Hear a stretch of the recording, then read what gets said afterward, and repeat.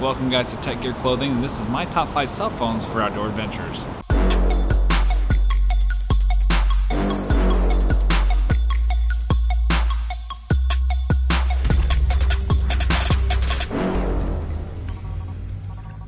Now I'm picking from flagship phones right now. These are going to be the XL versions if they got them. Ultimately, by the end of this video, I'm going to be giving you my #1 pick for the best phone that you can get right now that's going to take you the furthest and get you to the best places, give you the longest battery life, the greatest durability, and the best image quality. So for each of these phones, I'm going to be going through a couple different categories: water and dust proof, image quality, the durability, battery life, and price point. Now each of these phones can get points in these sections, first place being 1 point, fifth place being 5, and by the end of the video I'm going to tally them all up and tell you which one's #1 and why. So without further ado, let's get into water and dust proof.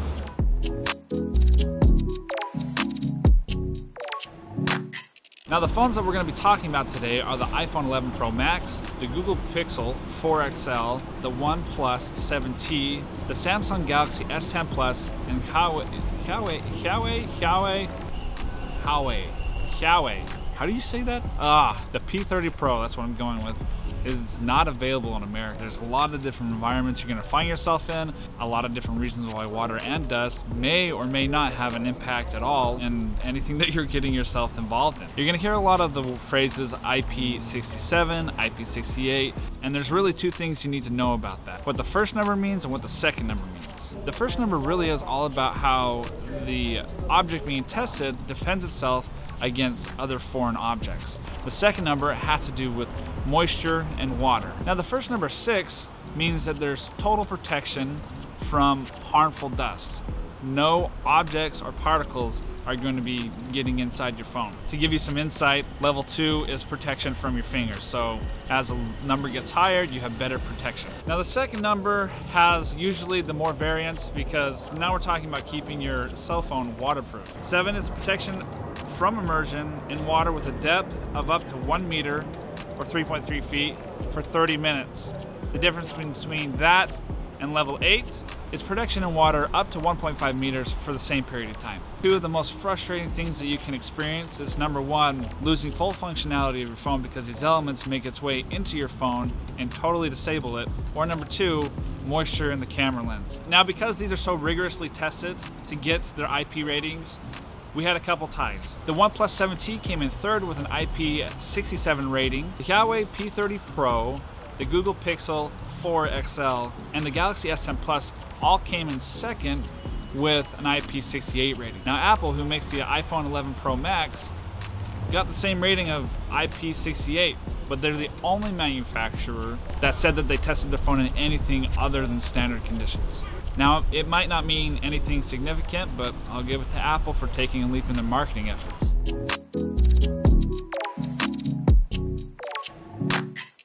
All right, section #2, image quality. This piece is really important because there's so much that goes into planning these trips, taking the time, and heck, even the motivation these days to just get out and create an experience that is something that's worth talking about and remembering. And you want to make sure you're taking the time and the opportunity and the investment to capture those memories in a reasonable way. Now I do want to say that one of the biggest standout features of any of the phones did come through to the Google Pixel 4 for the live HDR view. And this matters to anyone who's taking outdoor pictures. What HDR stands for is high dynamic range.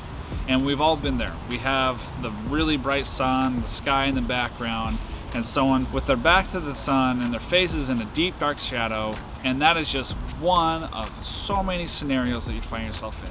You're looking at waterfalls and wet rock and sky. Now with typical phones, you really lose a lot of the luster you can capture with your natural eye, and so far there's not really cameras out there that can compare to the human eye. But HDR really does a great job of bringing something that we take an image of closer to what we see when we look at the natural world. Now with that HDR feature that Google Pixel 4 has, I would have given it, I probably would have given it first had it had the camera set of the Google Pixel 3, but it didn't. And in fact, it took away, in my opinion, the most useful lens, the ultra wide angle, and replaced it with the telephoto. When you're in your adventure scenario, there's a lot of times where you're going to want to actually be punching in more. And so for this comparison, I do hold a lot of value on the telephoto lens. But rarely do people go on these types of adventures on their own, and there's still a lot of value in the ultra wide, which was something that Google took away. Now I'm gonna say it, the iPhone 11 Pro Max, it is the best camera phone that's out there right now. Pixel 4 has a lot of really good quality, but when you compare them side by side and the fact that you still get an entirely different lens with Apple, it's kind of no contest. Apple gives you a 13mm ultra wide, a 26 wide, and a 52 telephoto lens that really dominates all the other lens sections that the cameras produce. Even with Google making this change to a telephoto lens, they still only came in at 47mm with their telephoto lens, which is shorter than Apple's. So with that, this is how these phones placed for me. The OnePlus 7T came in 5th, the Galaxy S10 Plus came in 4th, the P30 Pro came in 3rd, the Google Pixel 4 XL came in 2nd, and like I said, the iPhone 11 Pro Max that came in 1st.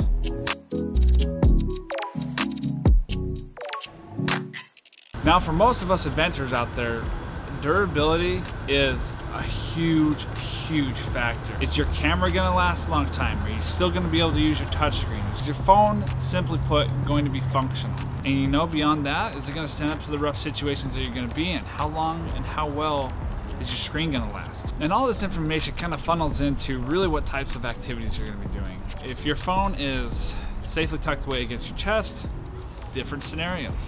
But if it's sitting on the outside of your backpack versus the inside, you're gonna get different results. And so from the research that I did and all the information I tried to put together, I have found what I believe to be, in general, which phones can take the most abuse. Now, because this is gonna be so important for the outdoor adventurer, I am going to link below a few different videos that I ended up watching that I felt like gave a pretty good grasp on what these phones can last through and still work and be functional. But mainly what I found is that phones were being tested on being dropped on a flat surface, which for most people is going to be the typical scenario. But for people who are not going to be stuck in the concrete city, we're going to be running into different situations. Dropping your phone on asphalt or cement is not going to be the same as dropping your phone on rocks or gravel or off of ledges into piles of dirt, off of cliffs, heaven forbid, or having it skip across the water to hit a wall. I don't know. There's going to be a lot more significant scenarios that your phone is going to potentially receive damage in than what an everyday average use case scenario is really going to offer you. Now, from these 5 phones, from what I could find, there was really no conclusive reason why any of these phones should last significantly longer than the other. All these phones either use Gorilla Glass 5 or Gorilla Glass 6. Both of those types of glasses are said to be the same scratch resistance, but they say that Gorilla Glass 6 is supposed to be 2 times more shatter resistant than Gorilla Glass 5. Now, that being said, there was one that clearly got the bottom. The one that reached the very bottom of the list was actually the Google Pixel 4, and that one reached that point in the list because it didn't pass the bend test. Now, for a lot of our different scenarios, we're going to be high stepping, we're going to be leaning against stuff, we're going to be putting a lot of pressure on our phones, and for a phone, especially a flagship phone, to not pass the bend test, I felt like that was pretty critical. So Google Pixel 4 lands itself at the bottom of the list. Now for 3rd place, there was a tie. The OnePlus 7T and the Huawei P30 Pro each had Gorilla Glass Type 6. From the drop tests that I saw, there really wasn't any differentiating factor between the two. However, they both did pass the bend test. The iPhone 11 Pro Max came in 2nd place, but what was interesting was that, as far as I could tell, they didn't take a specific position on what type of glass they used. They just called it out and said they're using a Corning hardened glass, a shatterproof glass. And for those of you who don't know, Corning makes Gorilla Glass, but they didn't say they were using Gorilla Glass, which leads me to believe that they worked with Corning to develop something that was specific and special to their iPhone brand. But in first place overall is the Galaxy S10 Plus. I don't know what it was in all of these different tests. The Galaxy S10 Plus just seemed to last longer. Even when the screen started breaking and you had a lot of shatters in the front and the back, the touchscreen seemed to work better, longer. Again, these are all really great phones. They're all really tough, but I gotta give it to the Galaxy S10 Plus.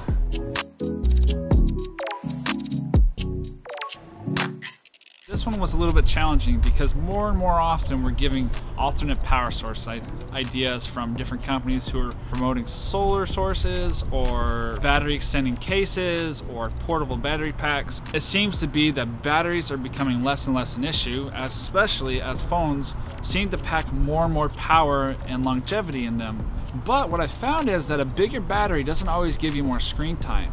There's a lot that goes into determining how long your battery is going to last. And these tests were done under controlled environments, as far as I could tell, to gather what phones could last longest from really just a 100% screen on from full charge to totally dead.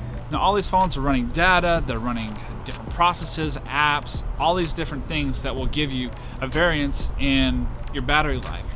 One thing that you can do, just a tip, as you go out and you have your different adventures, is while you're not using your phone, put your phone on airplane mode. If all you need to do is take pictures and make an occasional call or send an occasional text, it's not important really to have your data on and be sending and receiving all that information. But if you're out there and you need to, or you want to post to the gram and get something up, Snapchat, that's important, then keep your data on. Just know that the less you have your phone do, the longer your battery is going to last. And this is specifically important when you go out of cell service range. A lot of people don't know that if you're out of cell service range and your phone is constantly looking for a cell phone tower to connect to, it's using a lot of battery to do that. So if you're out of cell range, or you know you're going to be out of cell range, do yourself a favor and put it in airplane mode, or heck, even turn it off and just really enjoy the adventure.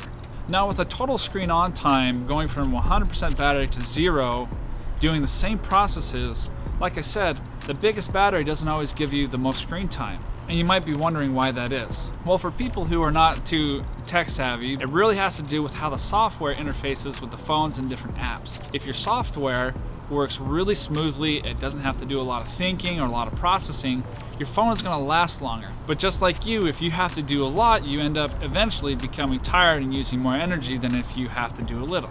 So your phone battery, the software is working great with it, will give you more screen on time. Now that being said, having a bigger battery does mean longer life, and for the Google Pixel 4 XL, that was a letdown. Having one of the smallest batteries that's come out in a flagship phone, the Google Pixel 4 had to give it 5th place. 3700 milliamp battery only came in at 5 hours of screen on time with a heavy load in processes. 4th place goes to the OnePlus 7T with a 3800 milliamp battery and 5.5 hours of heavy user screen on time. Now, the Galaxy S10 Plus came in 3rd place, but it had the 2nd largest battery at 4100 milliamp hours. This phone only lasted 6.3 hours with a heavy load screen on test. Now, the P30 Pro came in at 2nd place with the largest battery, a 4200 milliamp hour battery, giving us a substantially more amount of time, almost 2 hours more than 3rd place. We landed about 8.1 hours of screen on time with a heavy load. And you've guessed it, the 1st place is the iPhone 11 Pro Max with a 4000 milliamp hour battery, coming in with 8.3 hours of heavy load screen on usage.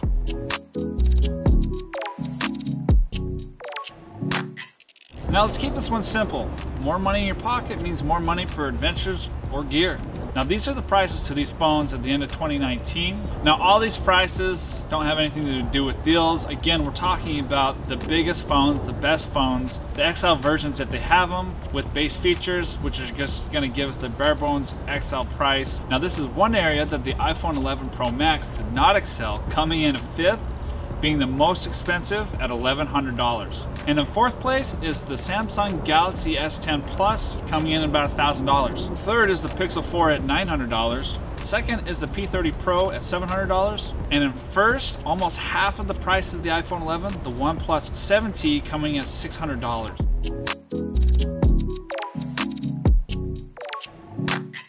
Now this year we had a lot of great phones, a lot of options to choose from, but what's right for you? That's only something you can really decide, and hopefully I gave you a good enough amount of information that will make it somewhat make sense to you. Now I tallied up the points, let's see how they break down. The OnePlus 7T and the Google Pixel 4 XL came in and tied at 16 points for 4th. So, not bad.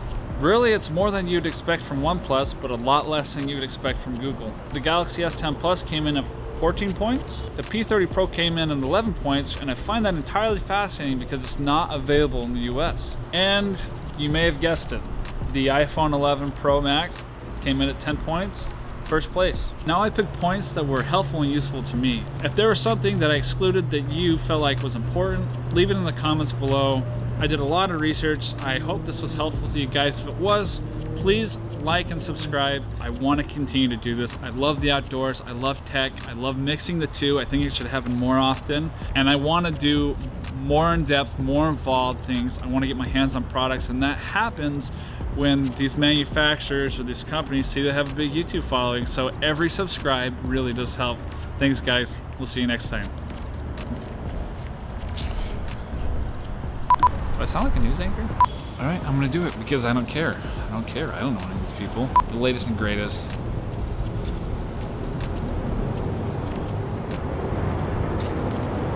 And wait for the train. The OnePlus 7T came in 5th.